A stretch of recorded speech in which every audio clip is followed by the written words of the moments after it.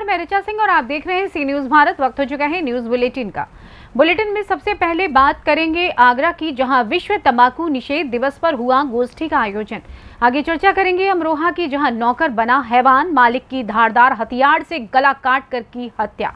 आगे चर्चा करेंगे मोतिहारी की, जहां श्रद्धालुओं के लिए लगाया गया वाटर कूलर। और भी तमाम खबरों पर आइए विस्तार से करते हैं चर्चा। खबर आगरा से है, जहां विश्व तंबाकू निषेध दिवस के अवसर पर मुख्य चिकित्सा अधिकारी कार्यालय में गोष्ठी का आयोजन किया गया। इस दौरान मुख्य चिकित्सा अधिकारी डॉक्टर अरुण कुमार श्रीवास्तव ने विभाग के अधिकारियों और कर्मियों को स्वयं तंबाकू का सेवन नहीं करने और दूसरों से भी तंबाकू का सेवन नहीं करने की अपील किए जाने के संदर्भ में संकल्प दिलाया। उन्होंने सभी अधीनस्थों को शपथ भी दिलाई। इसके बाद एक बोर्ड पर सभी अधिकारियों और कर्मियों के हस्ताक्षर भी हुए।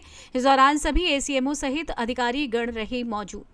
ये आज हम लोग विश्व तंबाकू निषेध दिवस मना रहे हैं और इस तंबाकू निषेध दिवस में चूँकि हमारे भारत सरकार द्वारा कोर्ट का एक्ट भी लागू है, जिसमें ये 2003 में इस अधिनियम के अंतर्गत हम धारा 4 के अंदर किसी भी सार्वजनिक स्तर पर हम लोग तंबाकू का सेवन नहीं कर सकते, खासतौर से धूम्रपान। इसके अतिरिक्त सेक्शन 5 के अंतर्गत इसका कोई भी विज्ञापन प्रत्यक्ष या अप्रत्यक्ष रूप से उसका पूरी तरह प्रतिबंधित किया गया है।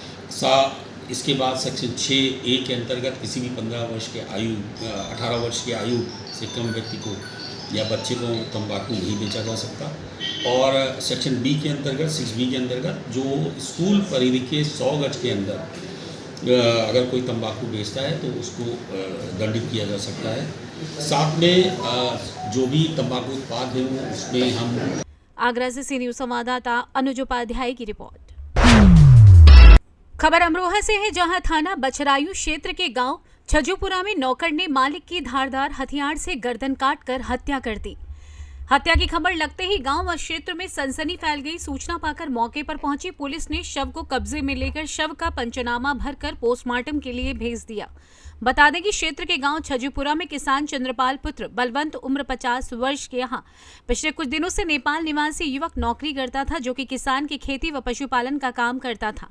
मंगलवार को घर के सभी सदस्य व अन्य 2 नौकर खेत में काम करने के लिए गए हुए थे। घर पर मालिक चंद्रपाल घर के आंगन में चारपाई पर लेटा हुआ था, तभी नौकर भी घर पर पहुंच गया।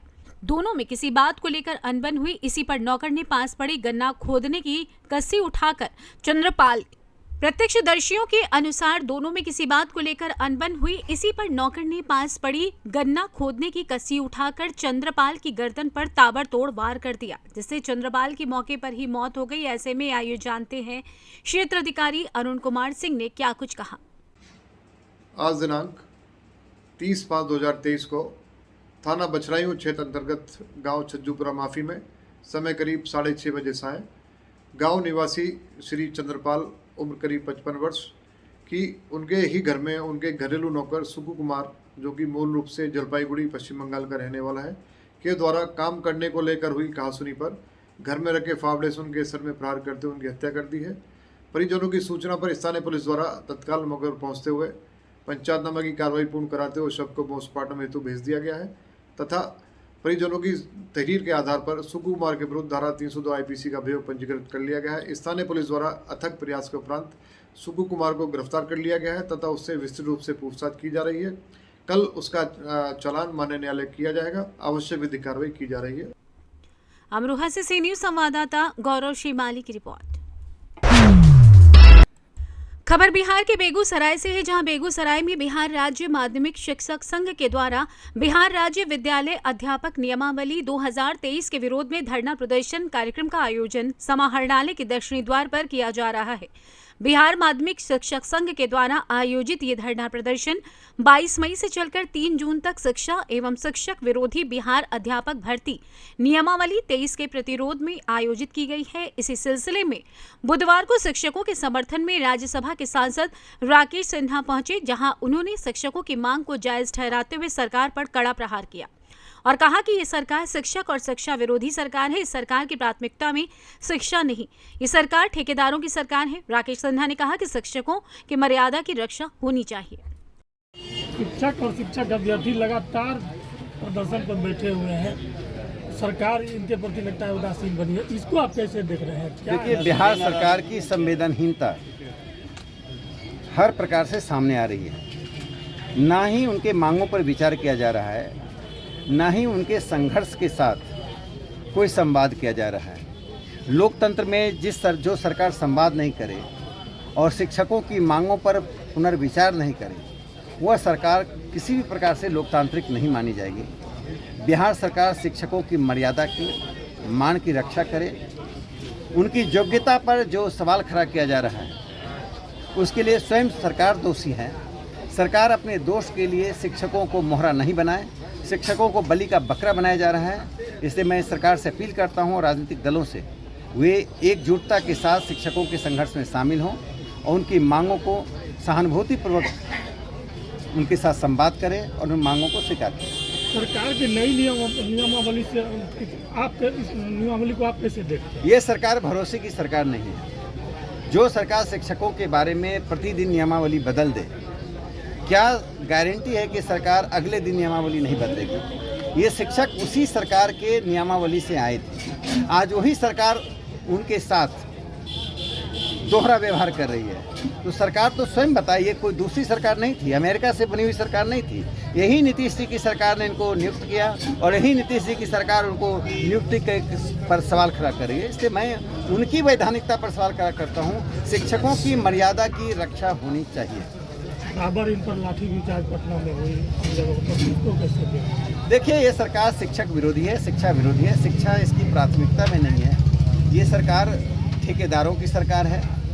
आज 10 ठेकेदार यदि धरना पर बैठ जाएं तो सरकार हिल जाएगी। आज 4 ठेकेदार यदि आमरण अनशन कर दें तो सरकार की स्थिति बिगड़ जाएगी। जो सरकार शराब और ठेकेदारों के बीच में जूझ रही हो, उसके लिए शिक्षा का कोई महत्व नहीं रह गया है।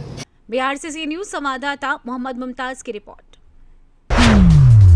खबर मोतिहारी से है, जहां इस भीषण गर्मी में राहगीरों एवं श्रद्धालुओं को शीतल पेयजल से राहत देने के लिए inner wheel club of Motihari lockdown के द्वारा गांधी संग्रहालय स्थित नरसिंह बाबा मंदिर के प्रांगण में आज ज्येष्ठ मास के निर्जला एकादशी व्रत के अवसर पर 40 लीटर क्षमता वाली एक वाटर कूलर मशीन लगाई गई है, जिसका उद्घाटन राष्ट्रीय उपाध्यक्ष सह स्थानीय सांसद राधा मोहन ने दीप प्रज्वलित कर किया।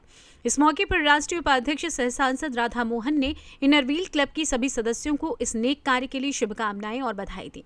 वहीं क्लब की चार्टर अध्यक्ष संगीता चित्रांश ने जल के महत्व को बताते हुए इससे संरक्षण के विषयों पर बात की। इस मौके पर बिहार सरकार के पूर्व मंत्री सह स्थानीय विधायक प्रमोद कुमार, उप मेयर डॉक्टर लालबाबू प्रसाद, क्लब के अध्यक्ष राखी शाह, क्लब के पूर्व अध्यक्ष रंजिता गुप्ता, निशा देवा आदि उपस्थित थे। Inner wheel club of Motihari ने मोतिहारी शहर के हृदय स्थल में जो नरसिंह बाबा का मंदिर है, यहाँ के हजारों लोगों की श्रद्धा का केंद्र है। बड़े पैमाने पर यहाँ जो आते हैं श्रद्धालु या पर्यटक, पानी का भारी संकट था। तो इस क्लब ने जो ये काम किया है यहाँ, इसके लिए मैं अपनी ओर से और शहर के लोगों की ओर से बहुत बहुत बधाई देता। मोतिहारी से सी न्यूज संवाददाता सचिन कुमार अंशु की रिपोर्ट। खबर यूपी के जनपद रायबरेली से है, जहां उत्तर प्रदेश के डिप्टी सीएम ब्रजेश पाठक स्वास्थ्य विभाग को सुचारू रूप से संचालित करने के लिए लाख प्रयास कर रहे हों, लेकिन स्वास्थ्य विभाग में बैठे आलाधिकारी उस पर पलीता लगाने का काम कर रहे हैं। ऐसा ही एक मामला आज जिलाधिकारी कार्यालय पर उस वक्त देखने को मिला जब एक पीड़ित परिवार न्याय की आस में जिलाधिकारी कार्यालय के बाहर न्याय मांगता दिखाई दिया। दरअसल पिछले वर्ष गुरुबख्शगंज थाना क्षेत्र के सुल्तानपुर खेड़ा के रहने वाले पंकज यादव ने अपनी पत्नी का नसबंदी जिला महिला अस्पताल रायबरेली में कराई थी। तत्पश्चात 3 से 4 महीना गुजर जाने के बाद जब उसकी पत्नी गर्भवती हो जाती है तो वो जिला अस्पताल अपनी पत्नी को फिर से लेकर पहुंचता है। वहां पर मौजूद एक आशा बहू के द्वारा उसे एक private nursing home Phoenix nursing home ले जाया जाता है, जहाँ उसको बताया जाता है कि बच्चेदानी में कुछ कमी आने के कारण एबॉर्शन कराना पड़ेगा। एबॉर्शन कराने के नाम पर उससे लाखों रुपए लिए जाते हैं और उसकी पत्नी की बच्चेदानी काट दी जाती है, जिससे उसकी पत्नी के पेट में इन्फेक्शन हो जाता है। आनन फानन में उसे लखनऊ रेफर कर दिया जाता है, जहां उसकी पत्नी की मौत हो जाती है। ऐसे में आई जानते हैं मृतिका के पति पंकज का क्या कुछ कहना है। परिचय दे दो अपना। सर, मेरा नाम पंकज बारी, मैं ग्राम पोस्ट सुल्तानपुर खेड़ा थाना गुरुबख्शगंज का रहने वाला हूँ। क्या हुआ, क्या मामला है, पूरा मामला बताओ। हमने पहले अपनी वाइफ की नसबंदी करवाई थी, नसबंदी जिला अस्पताल में करवाई थी। नसबंदी फेल होने के कारण हमारी वाइफ प्रेग्नेंट हो गई। फिर जो है कि आशा बहू बिमला देवी ने जो है हमने उनसे संपर्क किया कि ऐसी सी बात, फिर वो हमको लेकर के फिनिक्स हॉस्पिटल गई। वहाँ पर 9/5/2022 को उनका एबार्सन कर दिया गया। एबार्सन करने में उनकी बच्चेदानी काट दी गई। फिर 3 दिन तक इलाज करते रहे डॉक्टर फिनिक्स के। जब हालत उनकी ज़्यादा ख़राब हो गई तो हमको जो है लखनऊ रेफ़र कर दिया। और लखनऊ में जो है 18/5/2022 को उनकी डेथ हो गई लोहिया में। अब 1 साल हो गया हमको एप्लीकेशन देते हुए, जिलाधिकारी के पास दिया, सीएमओ साहब से दिया, एसपी साहब को दिया, सबको दिया, मगर कहीं कोई सुनवाई नहीं हुई। फिर थक हार करके हमने जो है कि ब्रजेश पाठक जी से मुलाकात की, योगी जी से मुलाकात की, फिर जो है कि वहाँ से जांच के आदेश आए हुए। जो भी आदेश आए हुए हैं, अब यहाँ जो भी हमसे जो बयान लिए जा रहे हैं, वो बयान जो है कि दबाव में आकर के लिए जा रहे हैं। अभी कहाँ आए हो? अभी जिलाधिकारी के पास आए हैं। क्या कहा उन्होंने? उन्होंने जांच के आदेश दिए हैं कि देखते हैं इसका क्या मामला है। क्या लगता है न्याय मिलेगा?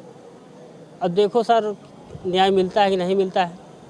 रायबरेली से सी न्यूज संवाददाता मृदुलेश त्रिपाठी की रिपोर्ट। फिलहाल न्यूज बुलेटिन में बस इतना ही। देश दुनिया की तमाम खबरों को जानने के लिए देखते रहिए सी न्यूज भारत। हर खबर आपके साथ, आपके हाथ।